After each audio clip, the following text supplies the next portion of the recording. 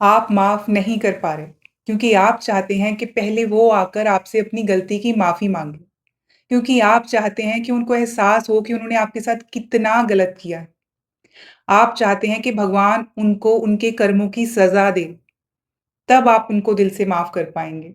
और कई बार तो दिल में ऐसे थॉट्स भी आते हैं कि जब वो मर जाएँगे ना, तब उनको माफ़ करूँगी। इस ज़िंदगी में तो माफ़ किया जा नहीं रहा। बट एक्चुअली में इंतज़ार करते-करते जब तक वो टाइम आता है, आप अपने अंदर इतना गुस्सा दबा के रखते हैं, इतना होल्ड करके रखते हैं अपने अंदर उस ग्रजेस को कि मैं माफ़ नहीं करूँगी, उन्होंने ऐसे किया, वैसे किया, वो सारी बातें अपने अंदर इतनी ज़्यादा दोहराते रहते हैं कि धीरे-धीरे आपकी खुद की लाइफ़ टॉक्सिक हो जाती है। आप अपने आप को प्यार करना भूल जाते हैं। आपकी बॉडी अनहेल्दी हो जाती है। आप उस इंसान के हिस्से का ज़हर रोज़ पीते हैं, जिसको आप चाहते हैं कि वो सफ़र करे, वो रियलाइज़ करे, जिसने आपके साथ गलत किया है, जिसको आप ज़हर पिलाना चाहते हैं, वो ज़हर नहीं पी रहा बल्कि आप खुद उस ज़हर को हर रोज़ पीते जा रहे हैं। तो आज मैं आपके साथ ऐसी 5 थॉट्स शेयर करने वाली हूँ, जिससे आप किसी को भी माफ़ कर पाएँगे। नंबर 1, जो माफ़ी होती है ना, वो दूसरे इंसान के लिए नहीं होती, ये आपके अपने लिए होती है।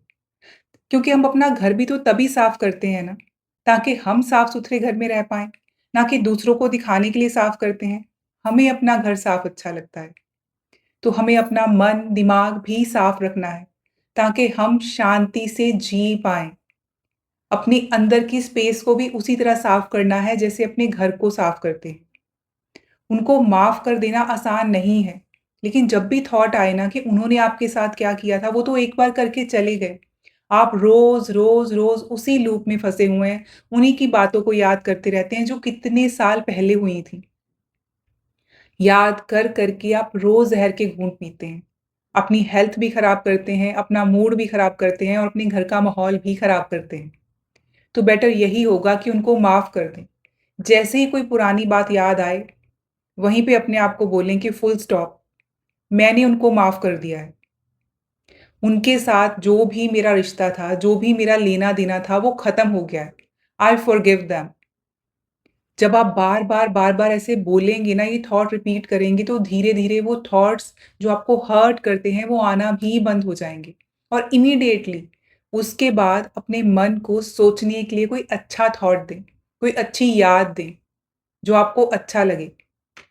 माफ़ करने का मतलब ये बिल्कुल भी नहीं है कि आपने उनके बिहेवियर को अप्रूव कर दिया है। आपने उनकी गलतियों को सही ठहरा दिया है। नहीं, अगर वो गलत थे, कल गलत थे, आज भी गलत हैं और गलत ही रहेंगे। आपके माफ़ कर देने से वो कहीं भी सही नहीं हो जाते। उनका बिहेवियर जो आपको गलत फ़ील हुआ था, जिसने आपको दुःख पहुँचाया था, वो आज भी गलत है। It simply means that you choose peace over pain, कि आपके लिए उस दर्द से निकलना ज़रूरी है।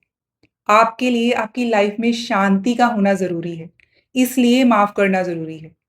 आप माफ़ उनके लिए नहीं कर रहे, आप माफ़ अपने लिए कर रहे हैं। और माफ़ करने का मतलब ये नहीं है कि आप उनको हक दे रहे हैं कि वो दोबारा आपकी लाइफ में आ जाएँ और जो मर्ज़ी करें। माफ़ कर देने के बाद आप अपनी बाउंड्रीज़ सेट करेंगे।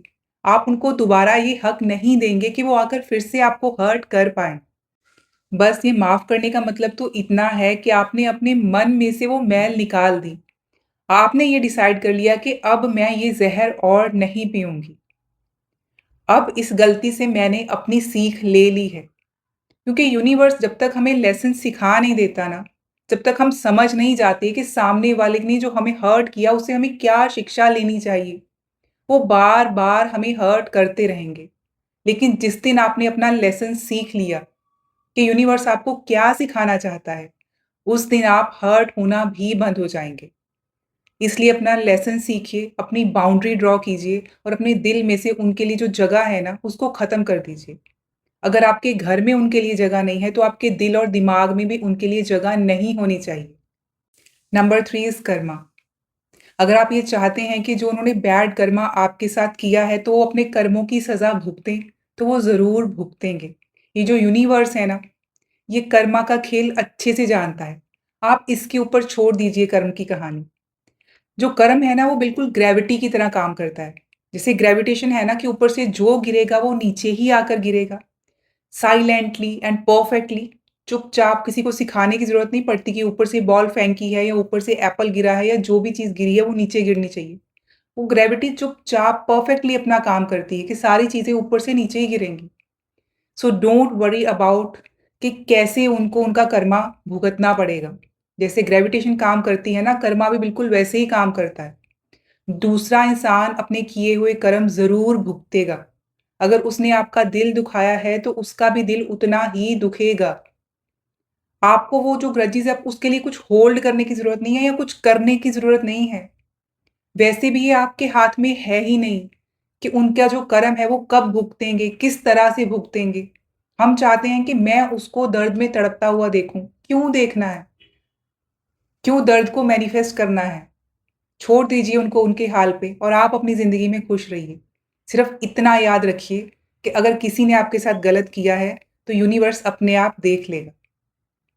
नंबर 4, जब आप एंगर को अंदर पकड़ कर रखते हैं, तो आप खुद ही टॉक्सिक हो जाते हैं। आपको पता भी नहीं चलता कि आपके अंदर कड़वाहट भरती चली जा रही है और वो कड़वाहट आपके लफ्ज़ों में भी आने लग जाती है, आपके बिहेवियर में भी आने लग जाती है और जिनसे आप सबसे ज़्यादा प्यार करते हैं ना, एक्चुअल में आप उनके साथ अपनी लाइफ़ को टॉक्सिक बना लेते हैं। क्योंकि किसी और का गुस्सा आप उन पे निकालते हैं जिससे आप बहुत प्यार करते हैं और आपको पता भी नहीं चलता कब आप उनके बारे में सोचते-सोचते जिसको आप नफ़रत करते हैं, जिसको आप माफ़ नहीं कर पा रहे, खुद उनके जैसे ही बन जाते हैं। क्योंकि जिस चीज़ के बारे में आप कंटीन्यूअसली सोचते रहेंगे ना, जिस चीज़ का आप चिंतन करते रहेंगे, आप वही बन जाएँगे। जब थॉट ना रुके ना उनके बारे में, जब माफ़ करने को मन ना करे, तो ये सोचना कि अगर मैंने ज़्यादा सोचा ना इसके बारे में, तो मैं खुद वही बन जाऊँगी, जिसको मैं माफ़ नहीं कर पा रही। शायद बार-बार ये रियलाइज़ेशन ही आपको माफ़ करने के लिए मजबूर कर दे या आपको समझाए कि ये करना कितना ज़रूरी है। क्यों आप अपनी ज़िंदगी को दोबारा ताज़गी से शुरुआत नहीं करते? बार-बार, बार-बार वही चीज़ रिप्ले करते रहते हैं, वो बिटर सीन्स, वो कड़वाहट भरी बातें क्यों मन में दोहराते रहते हैं, जो आपके अंदर मन में ज़हर घोलती रहती हैं। तो छोड़ दीजिए उनको, वरना अगर बार-बार सोचते रहेंगे ना, तो बार-बार वैसे ही एक्सपीरियंस आपकी लाइफ़ में आएँगे, जैसे एक पर्सन से आए थे, शायद फिर वो दूसरे पर्सन से आएँ। क्योंकि आप बार-बार जब वो चीज़ सोचते रहते हैं ना, तो यूनिवर्स को लगता है कि ये बार-बार यही चीज़ सोच रहा है, तो शायद इसको यही अच्छा लगता है, इसको यही चाहिए, तो इसको यही दे दो। या फिर यूनिवर्स को लगता है कि you have not learned your lesson, तो इसलिए अननोइंगली आप उनको माफ़ ना करके वही दर्द दोबारा मैनिफेस्ट कर रहे हैं। वो तो हमें नहीं करना है ना। और 5वीं बात, everything happens for a reason. दुनिया में जो भी कोई चीज़ होती है ना, उसका कोई ना कोई कारण ज़रूर होता है। ये जो ज़िंदगी का ड्रामा है ना, इस स्टेज पे हम खेलने आए हैं ये ड्रामा बिल्कुल एक्यूरेट है, 100% एक्यूरेट। आज हमें समझ में नहीं आ रहा क्योंकि आज हम इतने पास से देख रहे हैं। जब ये थोड़ा दूर चले जाएगा ना, तब हमें समझ में आने लग जाएगा। लेकिन अगर आप फिर भी नहीं समझ पा रहे, अगर आपको इस जो हुआ है उसका कारण अभी भी समझ में नहीं आ रहा ना, तो इस यूनिवर्स पे ट्रस्ट कीजिए या जिस भी भगवान को आप मानते हैं ना, उस पे विश्वास रखिए कि ये जो भी हुआ है, आपके अच्छे के लिए ही हुआ है और वेट कीजिए, आपको समझ में ज़रूर आ जाएगा कि क्यों हुआ है। अगर भगवान आपको कुछ सिखाना चाहते हैं, अगर यूनिवर्स के पास कोई कारण था कि जिस वजह से ये चीज़ आपके साथ हुई जो आपको बहुत हर्ट कर रही है और वो चीज़ इम्पोर्टेंट है ना, तो थोड़े दिनों के बाद आपको अपने आप क्लैरिटी मिल जाएगी कि क्यों आपके साथ ऐसा हुआ, क्यों आपको किसी ने चीट किया, क्यों आपने किसी को खो दिया, क्यों आपको हर्ट हुआ किसी के जाने से। वो क्लैरिटी आ जाएगी। यूनिवर्स खुद आपको क्लैरिटी दे देगा अगर वो चीज़ आपके लिए बहुत इम्पोर्टेंट थी। और अगर वो चीज़ इम्पोर्टेंट नहीं थी ना, तो धीरे-धीरे उसकी यादें अपने आप ही फेड हो जाएँगी, धुंधली हो जाएँगी, वो चीज़ दूर चली जाएगी आपसे, क्योंकि वो इम्पोर्टेंट थी ही नहीं कभी आपके लिए। आपकी ज़िंदगी एक बहुत बड़ी किताब है, अगर उसका एक पेज खराब हो गया है ना, एक चैप्टर खराब है, तो उस एक चैप्टर के चलते अपनी पूरी बुक को स्पॉइल मत कीजिए। ज़िंदगी में अलग-अलग चैप्टर्स होते हैं, अगर एक चैप्टर खूबसूरत नहीं था, तो आप बाकियों को तो खूबसूरत बना सकते हैं ना। जहाँ आप कुछ चेंज कर सकते हैं, जहाँ आप एफर्ट डाल सकते हैं, वहाँ एफर्ट डालिए। जिस चीज़ को आप चेंज ही नहीं कर सकते, जस्ट लीव इट। यूनिवर्स पे छोड़ दो, भगवान पे छोड़ दो। माफ़ करना मुश्किल है, लेकिन नामुमकिन नहीं है। माफ़ हम तभी कर सकते हैं अगर हम समझ पाएँ कि माफ़ करना क्यों है। अपने लिए माफ़ करना है, अपने वेल-बीइंग के लिए, अपने लव्ड वन्स के लिए, अपनी हेल्थ के लिए माफ़ करना ज़रूरी है और इसलिए माफ़ करना ज़रूरी है ताकि बार-बार वही चीज़ आप अपनी लाइफ़ में दोबारा अट्रैक्ट ना करें।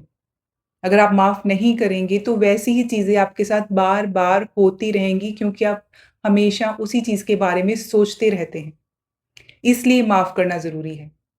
चाहे किसी ने कितना भी गलत क्यों ना किया हो, उसको माफ़ करना ज़रूरी है आपके अपने लिए, ताकि आप शांति से रह पाएँ, जी पाएँ। जब आप ये पक्का इरादा कर लेंगे ना कि अब नेगेटिव थॉट्स की मेरी लाइफ़ में कोई जगह नहीं है, अब आगे की ज़िंदगी में सिर्फ़ खुशियाँ और खुशियाँ ही होंगी, तो माफ़ करना आसान हो जाएगा। करके देखिए, अपना बहुत ध्यान रखिए, बहुत खुश रहिए। मिलती हूँ आपको एक नए वीडियो में, टिल देन टेक केयर।